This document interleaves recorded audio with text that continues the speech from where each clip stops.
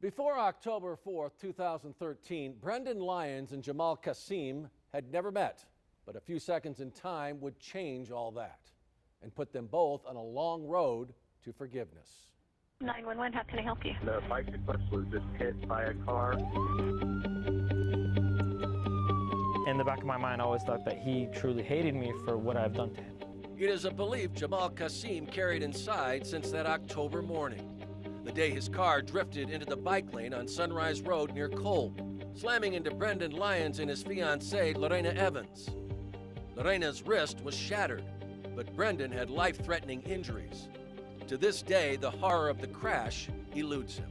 I remember waking up on the morning of her birthday, and we were going out for a ride. I don't remember the crash. I don't remember any of that. But Jamal remembers every detail. My phone started going off. I had everything through the Bluetooth center, so I didn't take my hands off the wheel. But for that half a second, I looked at the little reader to tell me who called, and looked up. I had already collided with Brendan.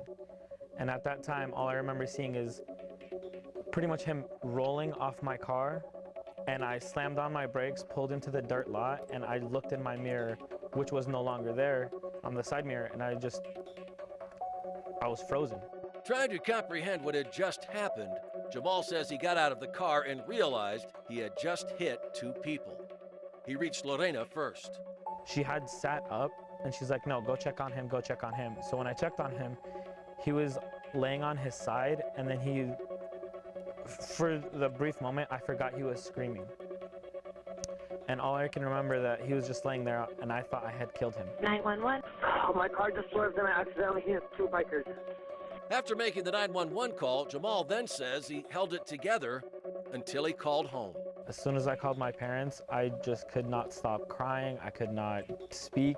Tests revealed Jamal was not impaired. He had merely taken his eyes off the road and nearly killed two people. Lorena miraculously escaped serious injury, but Brendan faced a much longer recovery. His pelvis was fractured on both sides. He also had several fractured vertebrae. After the hospital stay, he spent the next year enduring painful rehab sessions. Nearly 2 years later, he was actually back on a bike. But what wouldn't heal was a never-ending longing to know about the person who nearly ended his life. Every opportunity that I had to either pick up a phone, I had his number from the police report, pick up the phone and call him, or write a letter and mail it to him. I got scared and I never did. Unknown to Brendan, Jamal was going through his own hell over what happened that day, believing he was the last person Brendan would ever want to meet. I always had that in the back of my mind, like, I physically hurt you. I put you in the hospital. I ended your firefighter career. I've done so much to hurt you. Why would you want to accept my apology? It appeared the two might forever keep their distance until fate stepped in. As Jamal and Brendan were preparing to graduate from Pima College this month, Jamal attended a graduation event where Brendan happened to be a featured speaker. At the reception that followed, Brendan spotted Jamal and decided to act. I look up and I saw him. And I put my food down and I approached him. I said his name. I introduced myself. I said, I'm Brendan Lyons. He looked at me as if he had seen a ghost. I started to choke up. I gave him a hug.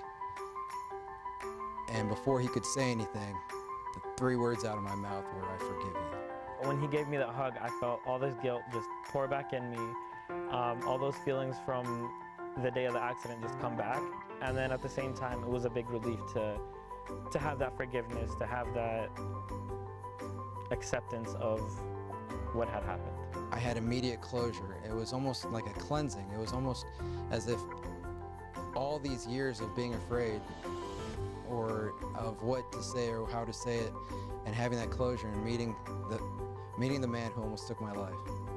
It was powerful. Brought together by a mutual need to heal, Brendan and Jamal may not be destined to be lifelong friends. They did graduate together, sharing selfies. The two also agreed to sit down in front of our cameras to tell their story of forgiveness. Jamal says it was not easy for him, but he hopes his message will keep others from a split-second mistake. Pay attention to the road. That's the biggest part. Even if it's not your phone, you have so many other distractions. And the second message is, mistakes happen. Mistakes happen to everyone, big, little, whatever it may be. But it's what you do with it is what impacts your life and everyone else's. According to the National Highway Traffic Safety Administration, on average, more than 8 people are killed and nearly 1,200 injured in the United States every day in crashes involving distracted drivers. Sean Mooney, News 4, Tucson.